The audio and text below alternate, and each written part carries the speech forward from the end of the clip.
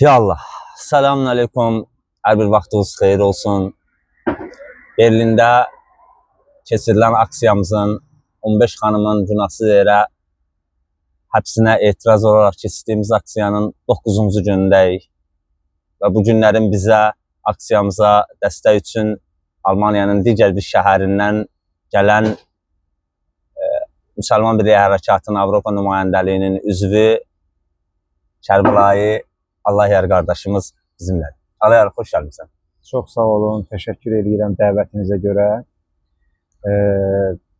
Onu vurğulamaq istəyirəm ki, biz eyni zamanda bu aksiyanı təşkil edən qardaşlara ilk öncə təşəkkür edirik və biz də özümüzə borc bildik ki, Müsəlman Birliyi Hərəkatının Avropa nümayəndəliyi olaraq öz boynumuza düşən vəzifəni yerinə yetirərək dəstək olaq və iştirak edək və bir neçə gündür qardaşlarla bərabər bu acılıq aksiyasında iştirak eləmişik və vurğulamaq istədiyim məsələ bundan ibarətdir ki, biz illərdir Azərbaycanda davam edən diktatura rejiminin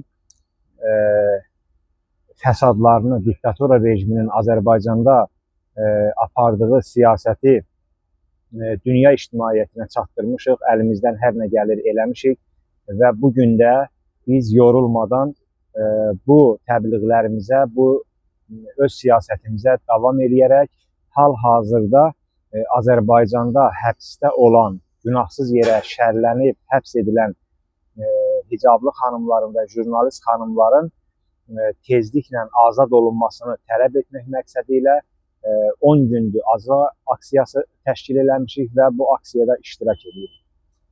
Laf yaxşı.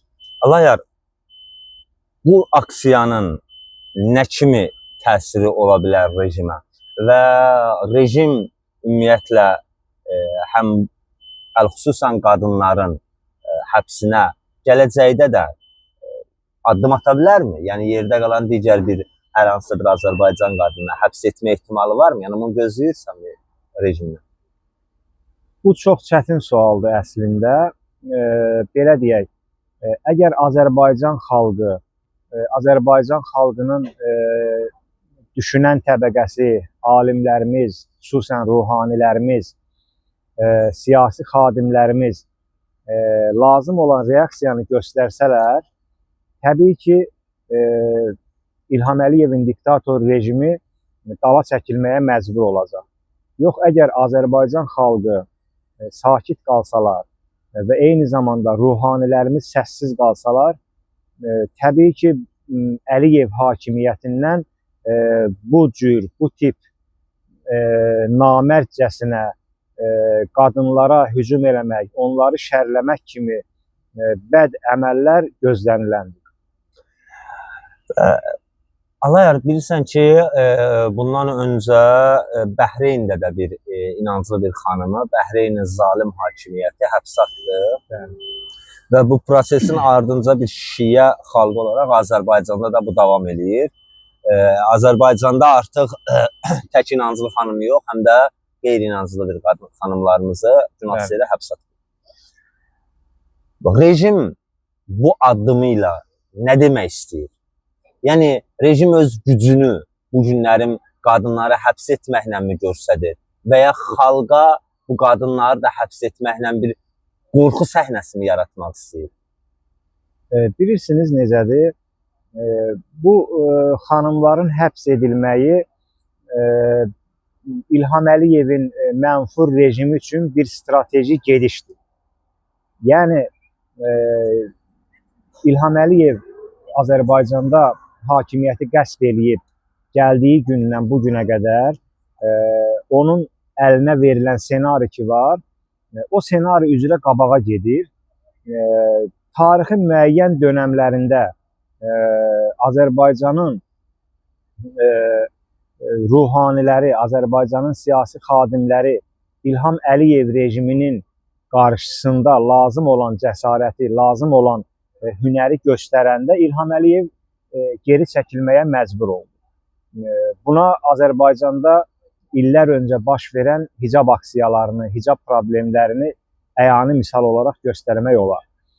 və bu proseslər davam edir. Yəni İlham Əliyev rejimi Azərbaycan ruhanilərində, Azərbaycan dindarlarında hər hansı bir zəiflik hiss elədiyi anda özünün ki əlində proqram var, Azərbaycanda İslam dinini aradan aparmaq və sekulyar bir din formalaşdırmaq, buna doğru addımlar atmağa başlayır.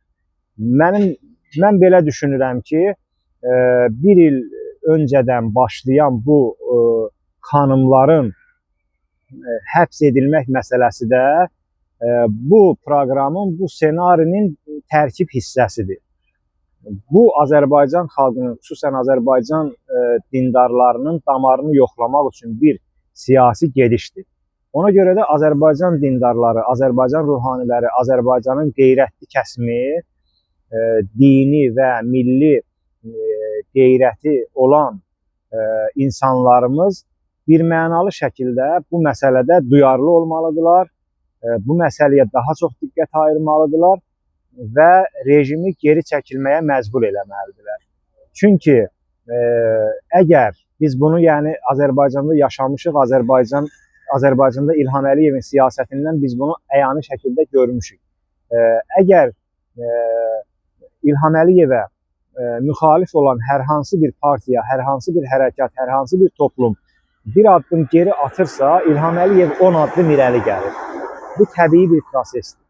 Ona görə mənim tövsiyəm, mənim təklifim və tələbim bundan ibarətdir ki, Azərbaycanın duyarlı, qeyrətli, Azərbaycanın inanclı kəsimi xüsusilə ruhanilər bu addımın qabağında necə ki hicab məsələlərində qətiyyət göstərmişdilər, bu məsələlərdə də qətiyyət göstərməlidirlər və İlham Əliyevə öz həddini bildirməlidirlər. Əgər gedişat bu cür olarsa, təbii ki, İlham Əliyev geri çəkilməyə məcbur olacaq. Allah yar, sonumuzu bir sual da verim, bununla da yetinləşdirəm. Bəli.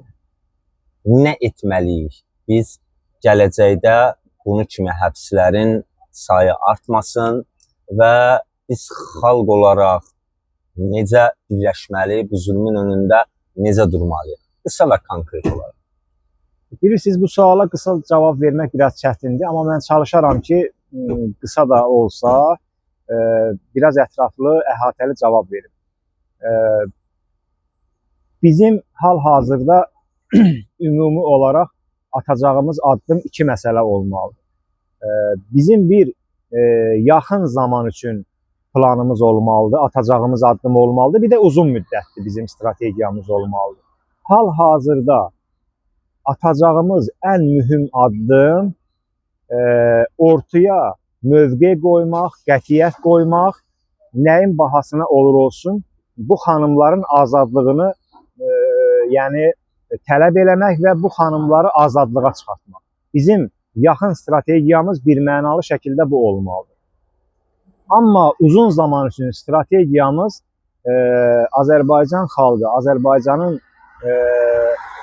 xüsusən dindar kəsimi, Azərbaycanda siyasi təfəkkürdə olan insanlarımız dinindən, əqidəsindən və mövqeyindən asılı olmayaraq təşkilatlanmalıdırlar və təşkilati şəkildə bu rejimin qarşısında durmağı bacarmalıdırlar. Təşkilati şəkildə bu rejimə layiq olduğu cavabı layiq olduğu şəkildə verməlidirlər.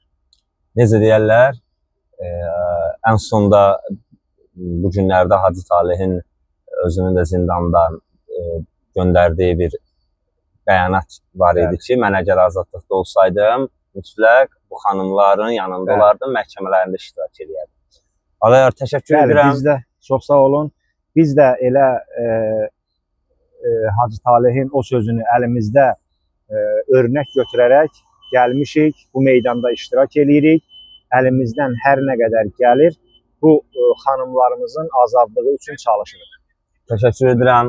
Vaxt ayırdığınız üçün.